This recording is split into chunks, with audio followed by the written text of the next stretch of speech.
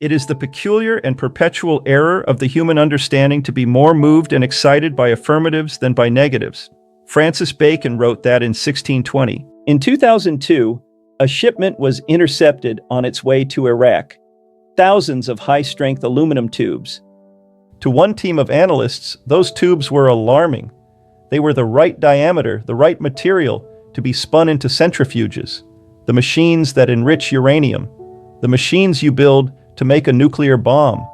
To another team, the centrifuge experts at the Department of Energy, the people who actually built these machines for a living, the same tubes were almost certainly something ordinary. The walls were too thick. The dimensions matched a conventional artillery rocket that Iraq had been making for years.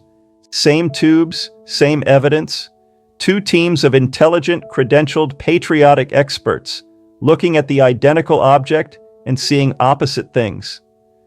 The tubes had not changed. The two teams of experts had already decided. There is a name for what happened next. It is one of the most documented errors in the history of the human mind. And every one of us, in this room and behind that screen, runs the exact same program every single day.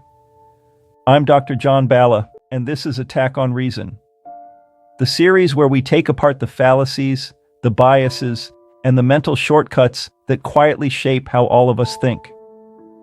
Today, we dive deep into confirmation bias, one of the most popular, yet often misunderstood cognitive errors.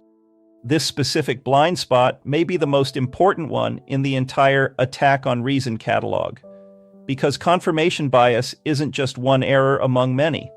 It's the engine underneath a dozen others. It's the reason bad ideas survive contact with good evidence. It's the reason two people can watch the same event and walk away with opposite conclusions. I want to be clear about how we're going to do this because the examples today include a war and the algorithms on your phone. This channel does not exist to tell you what to think about those things. It exists to show you the machinery, the cognitive process that operates in every human brain, regardless of politics, regardless of intelligence, regardless of which side you're on, or no side at all. I'm not going to referee anyone's conclusions. I'm going to show you the mechanism. And then, if I've done my job, I'm going to show you how to catch it running in the one place it's hardest to see, in yourself. So let's start with what it actually is.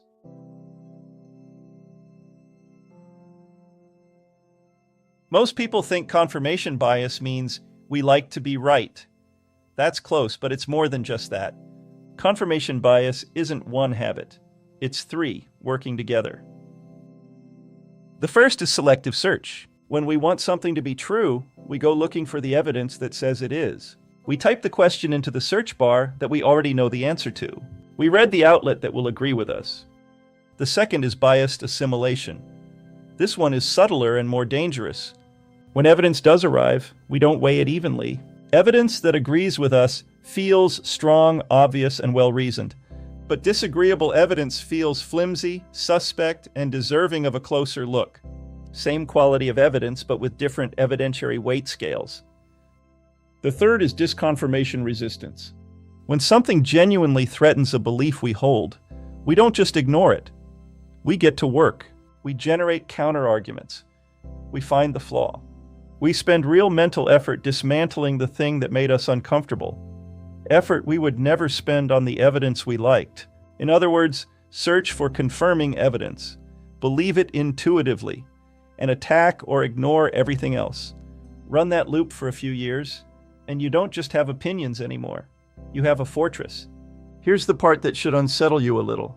This isn't a character flaw you can simply decide to overcome. It's hardwired into the circuitry itself. In 2020, a team led by researchers at University College London and Virginia Tech put people in a scanner and watched what the brain does when it meets agreeable versus disagreeable information. They found something remarkable. A region called the posterior medial prefrontal cortex tracked the strength of other people's opinions, but only when those opinions agreed with the person's own view. When the incoming opinion disagreed, the brain literally reduced its sensitivity to the strength of that evidence. The volume knob for disconfirming evidence turned down at the level of neural activity. This means your brain does not process true and false. It processes mine and not mine, and it rewards the first and mutes the second, and it gets one turn tighter. A second study the same year found that the more confident a person was, the more completely this effect took hold. High confidence didn't sharpen people's judgment. It switched off their ability to register that they might be wrong. Sit with that for a moment. The feeling of certainty, the ultimate signal that we're right, is the exact same force that keeps us from seeing where we're wrong. Lucky us. Certainty isn't proof you've seen clearly. Sometimes it's proof you've stopped looking, and maybe not just sometimes. Before we go on, one quick thing. If this is making you think, even a little uncomfortably, that's the point. Now let's watch this run in the real world.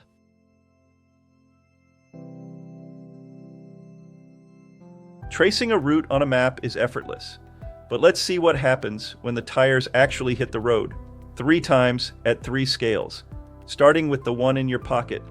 You do not choose most of what you see anymore. An algorithm does, and that algorithm has exactly one job: to show you more of what keeps you watching.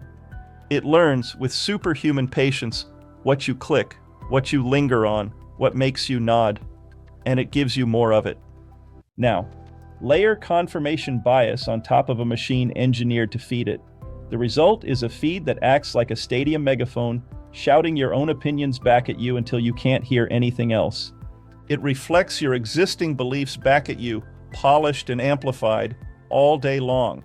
And because everyone around you in that feed seems to agree, the belief doesn't just survive, it hardens into obvious settled fact. There's a phrase people use now: I did my own research. And here's the trap. Selective search plus an infinite library means you can always find support for what you already believe. That alone should not impress anyone. It's not a method, it's a claim, an assertion. But it sure gets great mileage on social media because it feels like substance. There's that linking verb again. It sounds official, scientific even. 10,000 articles ready to confirm you. Doing your own research in an environment like that can make you more confident and less correct at the same time. Now, I owe you something here, because this channel practices what it preaches. The filter bubble idea is real, but it is not the whole story. Some bona fide researchers, the Reuters Institute among them, have found that the echo chamber is weaker than the popular version suggests. Many people actually encounter more diverse views online than off, and only a small slice of people live in truly sealed bubbles. Notice what I just did. I gave you evidence that contradicts my position. That discomfort you might feel, that flicker of, but wait, doesn't that weaken your point? That's disconfirmation resistance. That level of transparency, choosing the friction of the messy truth over the comfort of a clean narrative. It's extra work at first, but it isn't permanent. Once you commit that discipline to memory, the friction disappears, and it becomes second nature. And that discipline, telling the story that complicates your own conclusion, is exactly what a group of intelligence analysts failed to do at the highest possible stakes. Let's go back to those tubes. When the U.S. Senate Intelligence Committee investigated the Iraq weapons of mass destruction failure, they reached a conclusion that is, for our purposes, extraordinary. The problem was not primarily a lack of evidence. The problem was a mindset. Analysts, the report found, had a conclusion: Iraq has weapons of mass destruction, and then interpreted ambiguous evidence to fit it. This is not critical thinking. It's the opposite. The aluminum tubes became centrifuge parts. The absence of evidence for weapons became proof of how well they were being hidden. Sources who said otherwise were discounted. Every new fact was fed through the belief, and the belief came out stronger every time. Notice what this is and what it isn't. You may have heard this story told as a bandwagon or ad populum fallacy. Everyone believed it, so it must be true. That's real, but it's a different mechanism, and it came later. What happened first happened inside the analysis, one expert at a time. The conclusion came first. The evidence was recruited to serve it. This is confirmation bias at the highest possible stakes. It's not a bad movie recommendation. It's war, and the decision makers were among the most highly trained analysts on Earth, proving that no one is immune to confirmation bias. Intelligence didn't protect them. Sometimes intelligence just builds a better fortress. The first two cases were about other people. A distant war, a faceless algorithm, comfortable distance. Let me close that distance. In 1979, 3 researchers ran an experiment I think about constantly. They took people with strong opposing views on capital punishment and handed both sides the identical packet of evidence. 2 studies, one suggesting the death penalty deters crime, one suggesting it doesn't. Carefully balanced, same packet to everyone. You already know what happened because you've been learning why for the last several minutes. Each side rated the study that agreed with them as well-conducted and convincing. Each side found flaws in the study that disagreed. And here's the twist that gives the study its name: attitude polarization. After reading the exact same balanced evidence, both groups walked away, more extreme than before. The same facts drove them further apart. So, here's the uncomfortable question, and I'm asking it as much of myself as of you. Pick the issue where you feel most certain, the one where the other side seems not just wrong, but obviously wrong, where you almost can't understand how a thinking person could disagree. That feeling, that clarity, is exactly what the analysts felt about the tubes. It's exactly what both sides felt in 1979. The strength of your certainty is not the measure of your correctness. Personally, I don't believe certainty is even possible. That's why I'm not going to tell you what to think about that issue. I don't need to. But we have to face the real trap. This machinery hides best from the person who is most sure it isn't running in them. If it's invisible to us, simply trying to notice it won't work. So the real question is, what do we do about it? You can't delete confirmation bias. It's a product of human evolution. But you can build a countermeasure. And I want to show you 2 layers of it, because the first one alone is where most people give up. The first layer is a single diagnostic question. When you notice you're certain, ask, what would change my mind? And have I actually gone looking for it? If the honest answer is nothing, if there's no evidence that could ever move you, then what you're holding isn't a conclusion. It's dogma. It's what psychologist Carol Dweck would call a fixed mindset. The belief that you're not the kind of person who needs updating. To be clear, this is not critical thinking.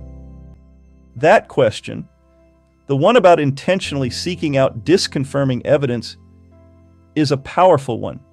But notice what it asks of you. It asks your slow, effortful, lazy system to get up off the couch and do hard work. And we just spent this whole episode learning that that system conserves energy for a living. A cure that demands constant heroic effort is a cure most people admire and will never use.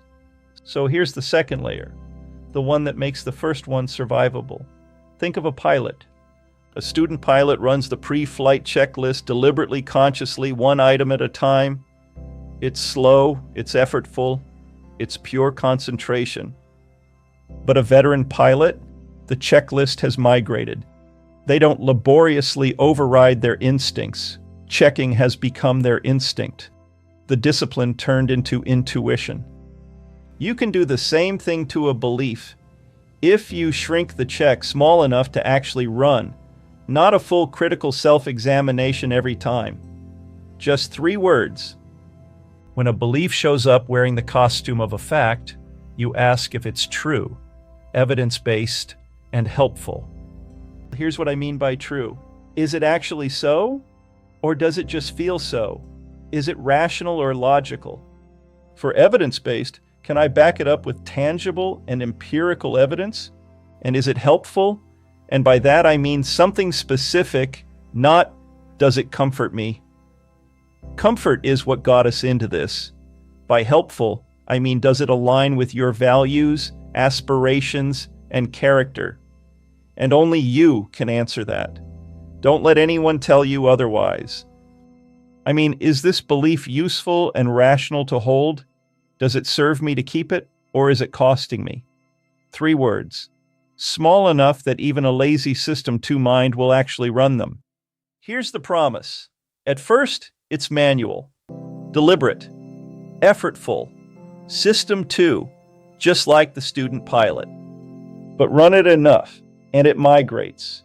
It becomes fast, automatic, what Kahneman and Klein call expert intuition. Not perfect, but automatic enough that you'll actually do it in the moment, when it counts, instead of admiring the idea and then forgetting about it by dinner time. That's the cure. 1 deep question to catch yourself, and 3 small words you can train until they run on their own. As we just covered, you don't test a belief solely by its evidentiary support. You test it by how well it survives what you'd rather ignore, and by its usefulness as determined only by you. And again, by helpful, I mean, does it align with the things that matter most to you? Here's the thing. If that question was worth asking, this channel is worth sharing. Pay me the way that actually matters. Hit like, subscribe, and send this to one person who needs to hear it. That's it. That's the whole ask. Because the trajectory of your life is largely contingent. It's built decision by decision, and catching the logical flaw before you make a decision can bend that whole trajectory. So if this one landed, don't keep it to yourself. Until next time, I'm John Balla, reminding you to think critically and choose wisely.